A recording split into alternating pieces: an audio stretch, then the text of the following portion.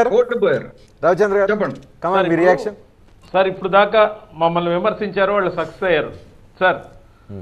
నాణ్యానికి రెండో వైపు చూద్దాం. ఇప్పుడు రేపు వాళ్ళు ఇచ్చిన మేనిఫెస్టో సూపర్ 6 షణ్ముఖ వ్యూహం 100% ఇంప్లిమెంట్ చేసి తర్వాత మాట్లాడాలి. తర్వాత మేమేం తప్పులు చేసామో వాటి మీద మీరు చర్యలు ఇంకేం చేసుకుంటారో మీకే అధికారం ఉంది. ఇప్పుడు కానీ ఇక్కడ రవిచంద్ర గారు ఒకటి ఖచ్చితంగా నేను ఒక మాట అడుగుతా సార్, నేను కొంచెం డెప్త్ లోకి వెళ్ళి అడుగుతున్నాను.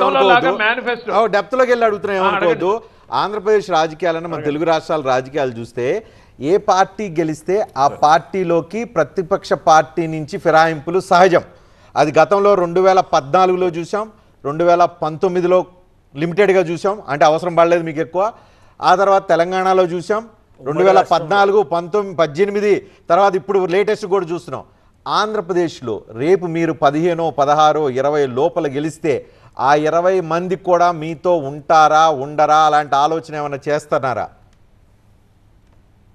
సార్ మేము ఆలోచన చేస్తామో లేదో కానీ వాళ్ళను కూడా ఉండకుండా మొత్తం తీసేసి ఖాళీ చేసేద్దామనే ఆలోచన తెలుగుదేశం పార్టీ ఖచ్చితంగా ఉంటుంది. ఎందుకంటే గతంలో కూడా తెలుగుదేశం పార్టీ మొత్తం అందరినీ తీసేసుకోవాలని ప్లాన్ చేసింది, 23 మందిని తీసుకుంది. కానీ ఆ ప్రయత్నం వాళ్ళు ఏమైనా చేస్తే ఈల్డ్ అవుతారేమో, ఈల్డ్ అయ్యేవాళ్ళు ఈల్డ్ అవుతారు సార్. ఒక్కటి అధికారం ఉన్నా లేకపోయినా పాలసీ బేస్డ్గా పార్టీని నమ్ముకొని ఉండేవాళ్ళు నాలాంటి వాళ్ళు ఖచ్చితంగా పార్టీలోనే కొనసాగుతారు. నేను ఒకవేళ ఎమ్మెల్యే కాకపోయి ఉండొచ్చు, ఎమ్మెల్సీ కాకపోయి ఉండొచ్చు, ఖచ్చితంగా నాలాంటి వాళ్ళు పార్టీ కోసం ఈ నెంబర్ వచ్చిన తర్వాత మీ పార్టీ ఇంటాక్ట్ గా గట్టిగా ఉండగలుగుతుందా? ఈ నెంబర్ వచ్చిన తర్వాత డీలా పడిపోయి జారిపోయి బలహీన పడిపోయే అవకాశం ఏమైనా ఉందా?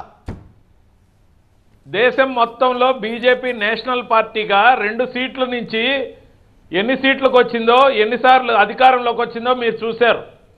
దేశవ్యాప్తంగా 2 సీట్లు వచ్చిన బీజేపీ మళ్ళీ అధికారంలోకి రాగా మేమెందుకు అధికారంలోకి రాం సార్? కానీ 151 నుంచి 16, 18 దగ్గర ఆగితే ఆ వేరియేషన్ చూస్తున్నారా? 150 నుంచి డౌన్ ఫాల్ చూసారా?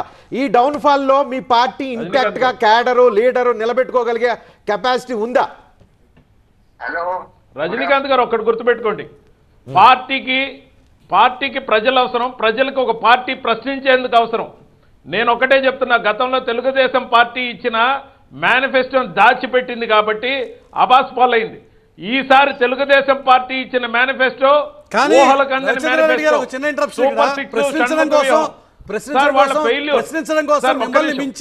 మిమ్మల్ని మించి మీరు 16 స్థానాలు అయితే 20 స్థానాల్లో ఆల్రెడీ జనసేన ఉంది.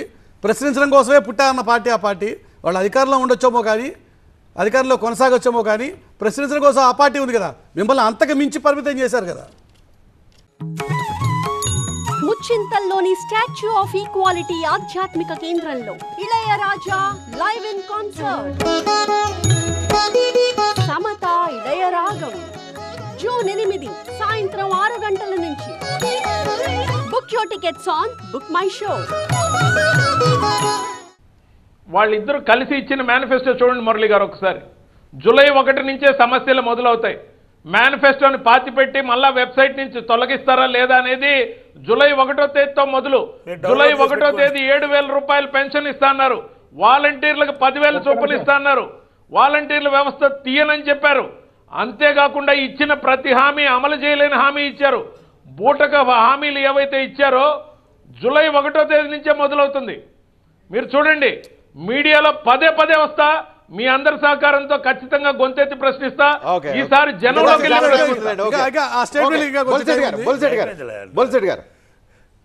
సార్ బేసిక్ గా ఇప్పుడు మా సోదరుడికి ఉండవలసింది ఏమంటే, వాళ్ళు అధికారంలో ఉన్నప్పుడు చేసిన తప్పుల్ని ఒక్కదానైనా ఎత్తి చూపిస్తే ఆ పార్టీకి పరిస్థితి వచ్చేది కాదు. మనం డిజిటల్ కరెన్సీలో ఎందుకు అమ్మడం లేదంటే లిక్కర్ని, ఎందుకు ఇసుక పాలసీని ఇంత దారుణం చేశాము, ఇసుక గురించి భవన నిర్మాణ కార్మికులు చావులకు ఎందుకు తీసాము, ఎందుకు ఈ కక్ష సాధింపు చర్యలు పెట్టుకున్నాము, ఎందుకు 3 రాజధానులనే ఆటలాడాం, 3 ముక్కలు ఆటలాడాం, ఎందుకు రాజధాని రైతులు అన్నాళ్ళకు క్షోభ పెట్టాం, కనీసం మాట్లాడడానికి